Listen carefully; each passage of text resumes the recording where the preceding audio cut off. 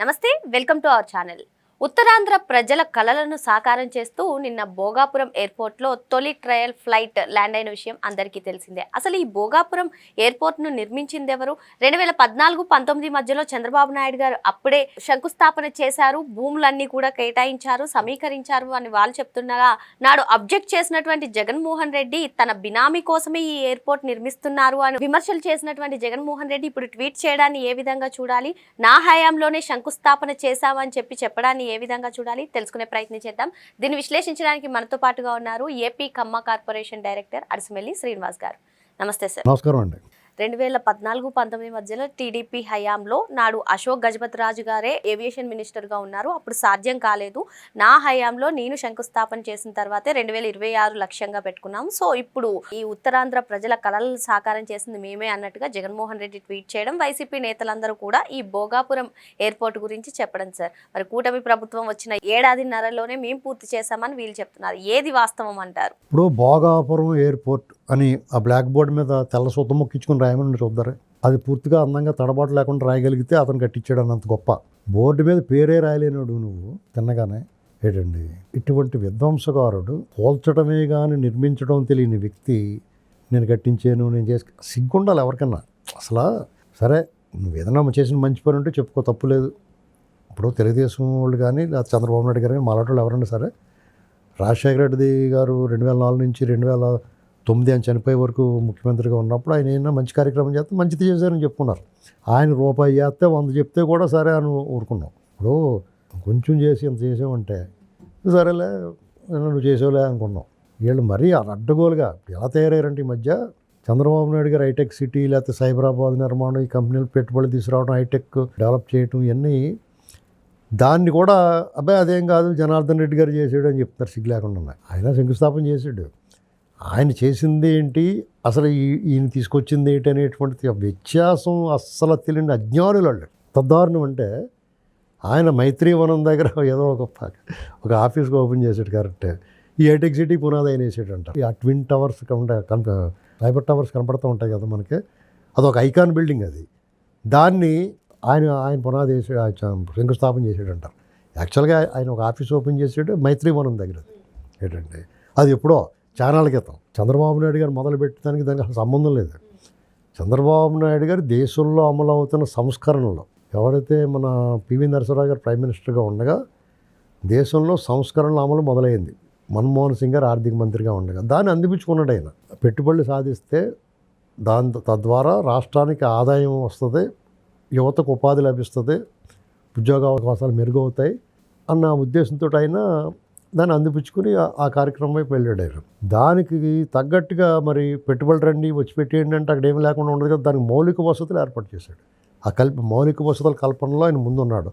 రోడ్లు వెడల్పు చేయటం, ఫ్లైఓవర్లో మంచి హోటల్స్ రావడానికి అవకాశాలు, airport, outer ring road.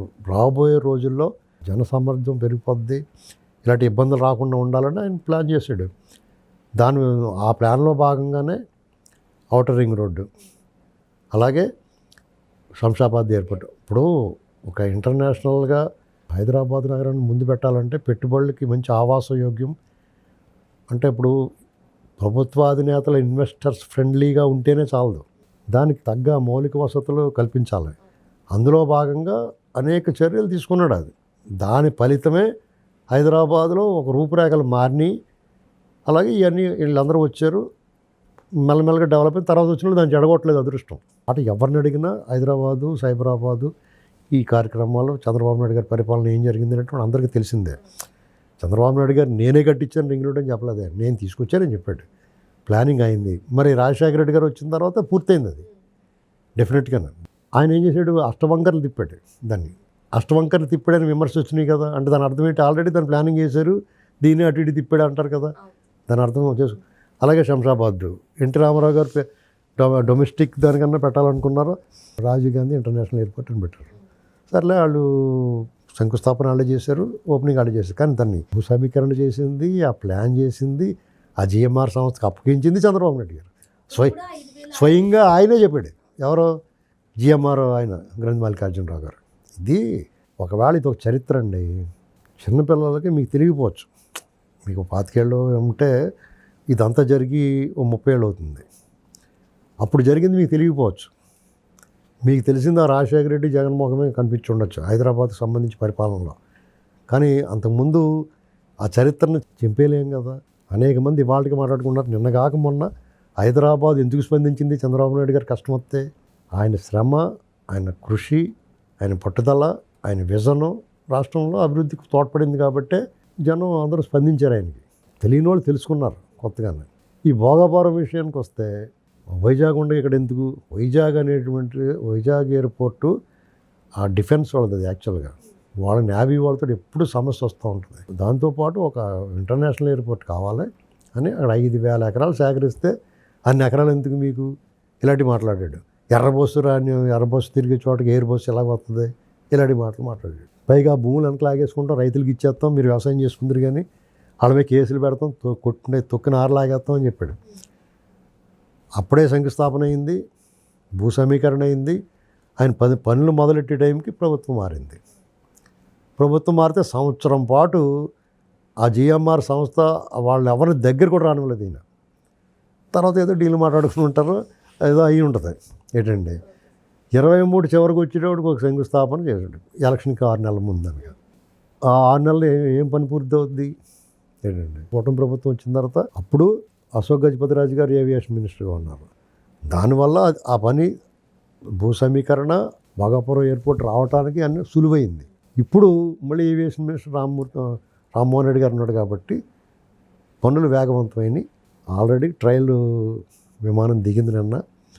Alluri Sitaramaraju అంతర్జాతీయ ఎయిర్పోర్ట్ అన్న మాటలో ఆ పబ్లిక్ అడ్రస్ సిస్టంలో వస్తుంటే విమానంలో మరి వాళ్ళందరూ గూస్ బంప్స్ రావు. మరి నిజంగానే ఒక రకమైన ఆనందం, ప్రైడ్, సంతోషం, గర్వకారణం. ఆ విమానం దిగటం వల్ల దోళ్ళు కాసుకుని ఆయనకి ఏం ఉపయోగం లేకపోయి ఉండొచ్చేమో, కానీ వాళ్ళు బిడ్డలు చదువుకుంటే వెళ్తారు కదా. లేదా ఆయన కూడా గవక్కన వెళ్ళాలంటే వెళ్ళొచ్చు కదా. అవకాశం వచ్చింది కదా, మీ చేతిలోకి వచ్చింది కదా. దాన్ని ఒక జాతి సంపదగా, జాతి గర్వకారణంగా భావించాలి. కానీ నిచ్చురోదన, ఏడుపులు, గోల, రాంభజనీలు అందరూ ఉన్నారు. నీకు ఇప్పుడు రేపొద్దున నువ్వు పరిపాలనలోకి నేను వస్తానంటున్నావు, 2.0 చూపిస్తానంటున్నావు. అటువంటిప్పుడు నీకు కూడా అవసరమే కదా అది. నీ రాష్ట్రంలో అన్నీ ఉంటే అక్కడ ఒక 1000 ఎకరాలు పక్కన దొబ్బేసి నువ్వు దొబ్బేసుకోవచ్చు కదా. నీ పని అదే కదా. ఏంటండి అలాంటి ఆలోచన కూడా ఉండదు మనుషులకి. దుర్మార్గమైన వ్యవహారం. నిజంగా చాలా అసహ్యవేస్తుంది అని చూస్తుంటే. అంటే సార్, ఏ రాష్ట్రంలో అయినా ఏదైనా ఎయిర్పోర్ట్ రానివ్వండి, ఏదైనా పరిశ్రమలు రానివ్వండి, ప్రతిపక్షంలో ఉన్న అధికారంలో ఉన్న అందరూ సంతోషిస్తారు. కానీ ఆంధ్రప్రదేశ్కి వచ్చే సమయానికి ఈ మధ్యకాలంగా మనం వింటున్నాం క్రెడిట్ చోరీ. ఈ క్రెడిట్ చోరీ పైన మీ అభిప్రాయం ఏంటి? ఏది వచ్చినా సరే క్రెడిట్ చోరీ అని చెప్పి వైసీపీ నేతలు ప్రచారం చేస్తున్నారు. ఇప్పుడు మీకు తెలుగుదేశం వాళ్ళు కానీ చంద్రబాబు నాయుడు గారు కానీ క్రెడిట్ చోరీ చేయడానికి అసలు ఆసక్తి చూపించరంటారు. వాళ్ళు చేసిందే చెప్పుకోరు సరిగ్గానే. ఇంకొకళ్ళు చేసింది ఎలా చెప్పుకుంటారు వాళ్ళు? మీరు గమనించండి, వాళ్ళు చేసిందే వాళ్ళు సరిగ్గా చెప్పుకోరు. అందుకనే చంద్రబాబు నాయుడు గారే చెప్పుకుంటాడు నేను చేసింది ఇదిరా బాబు అని. వాళ్ళ పార్టీ వాళ్ళు కూడా చెప్పరు. ఇక వాళ్ళు అలా కాదు. హైటెక్ సిటీకి సంబంధించి ఇన్ఫర్మేషన్ టెక్నాలజీ, ఐటీ ఇండస్ట్రీని డెవలప్ చేసింది చంద్రబాబు నాయుడు గారు అని అందరూ చెప్తారు. ఆ కంపెనీల వాళ్ళు కూడా చెప్తారు. ఆ టెక్ మహేంద్ర అయినా వాళ్ళందరూ చెప్తూ ఉంటారు. అయినా సరే వీళ్ళు జనార్దన్ రెడ్డి లేకపోతే ఇంకొక ఆయన వచ్చాడు రాజారెడ్డి అని కూడా, ఇంకా అదొకటి సంతోషించాలి మనం. రాజశేఖర రెడ్డి వాళ్ళ నాన్న రాజారెడ్డి తీసుకొచ్చాడు, మీసాలు అవి తిప్పుకుని ఇక్కడే కూర్చున్నాడు, దగ్గర నుండి చేయించాడు, కట్టించాడు అని చెప్పలేదు ఇంకా. అదొకటి సంతోషం మనకి. ఎందుకంటే పొట్టకొత్త అక్షముక్కు లేదు కాబట్టి ఎలవాయ అంటారేమో అని చెప్పలేదు అంతే. ఇలా ఈ క్రెడిట్స్ ప్రతి అంశంలోనూ వాళ్ళకి తెలిసిన విద్య ఏంటంటే ఎవరన్నా ఏదన్నా చేస్తే దానికి వాళ్ళ పేరు పెట్టేసుకుంటూ తెలుసు. ఎన్టీఆర్ యూనివర్సిటీ ఉంది, వాళ్ళ నాన్న పేరు పెట్టేసాడు.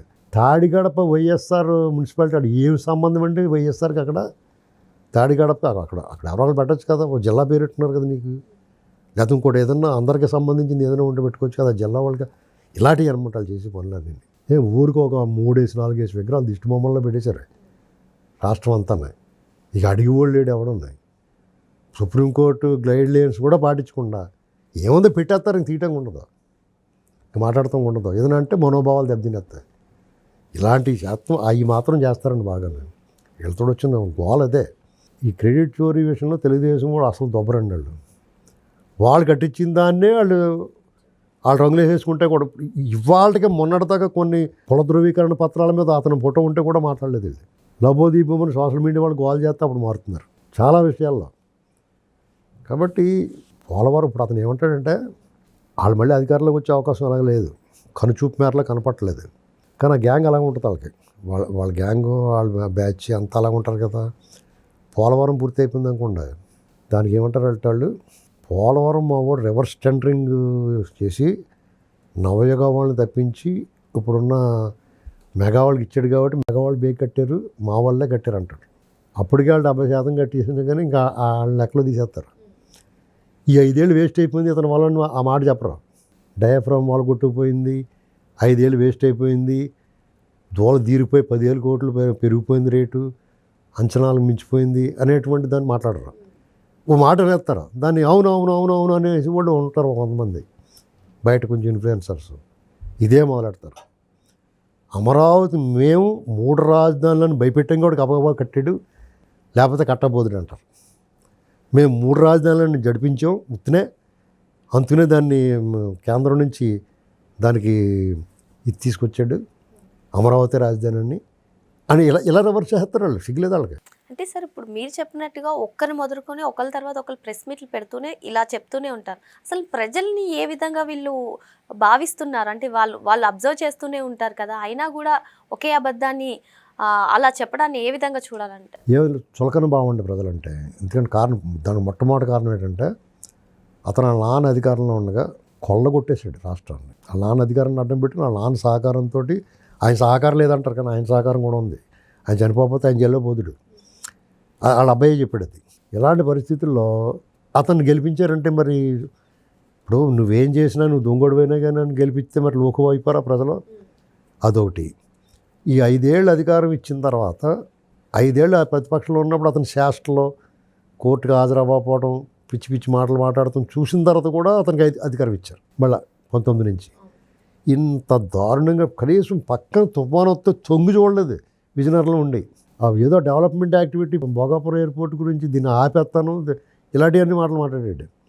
అయినా సరే అతను గెలిపించారు. మరి ఆ ప్రజలు లోకం అవ్వకపోతే అతనికి నెత్తినెందుకు పెట్టుకుంటాడో, ప్రజల పట్ల బాధ్యత ఎందుకుంటే భయం ఎందుకు ఉంటుంది, మనం ఏం చెప్తే తింటారు అనుకోండి. ఎంత అరాచకం చేశాడు 5 ఏళ్ళు. మానభంగాలు, హత్యలు, మహిళలు మాయమైపోవటం, ఇవన్నీ ఒక ఎత్తు. లాండ్ ఆర్డర్ సంబంధించి అవినీతి, అడ్డగోలు దోపిడీ, ఇసుక, మద్యం పాలసీల్లో మనుషులు మడతపెట్టే జనాలని, 3 రాజధానులు అంటాం, పోలవరం పడకేయించడం, పెట్టుబడిదారులను తరివేయటం, వచ్చి వాళ్ళు రానివ్వకపోవటం, అసలు ఎన్ని రకాల అరాచకాలు చేశారండి వాళ్ళు. మీ భూమి మీది కాదు, మీ ఇల్లు మీది కాదు, మీ బతుకు మీది కాదు అన్నట్టు చేసేసాడు. అయినా సరే 39% ఓటింగ్ వచ్చిందంటే ఏమనుకోవాలండి. అలాంటి వాళ్ళని చూసి నమ్ముకుని అతను అలాంటి మాటలు మాట్లాడతాడు. అలాంటి వాళ్ళ కోసమే మాట్లాడతాడు అతను. అర్థమైందండి. ఎంత ఏమైనా జాగ్రత్తగా ఉండాల్సింది కూటమి ప్రభుత్వం, ఆ పార్టీలే. ప్రతిరోజు ప్రతి నిత్యం అలాంటి వాళ్ళు కొంచెం గట్టిగా మాట్లాడుతూ గోలాడుతున్నారు. చెప్తే అంటారు, కొడత ఎడతారు వాళ్ళు. అయినా సరే ఇంక మానకూడదు. నేను ఈ మధ్యన ఏమనుకున్నానంటే ఇంక అతని గురించి తలవకూడదు, ఆత్మన దయ్యం గురించి ఎందుకు మనకు అనుకున్నాను. కానీ చెప్పబోతే వాళ్ళు ఇలాగే ప్రతి అబద్ధాలు మాట్లాడుతూ ఉంటారు. ప్రతిరోజు వాళ్ళు చేసిన అరాచకం గురించి, వాళ్ళు మాట్లాడిన అబద్ధాల గురించి మాట్లాడుతూనే ఉండాలి అంతే. లేదంటే ఇప్పుడు మరుపండి, కాలం ఎలాంటిదంటే కాలమే గాయం చేస్తుంది, కాలమే మాన్పుతుంది.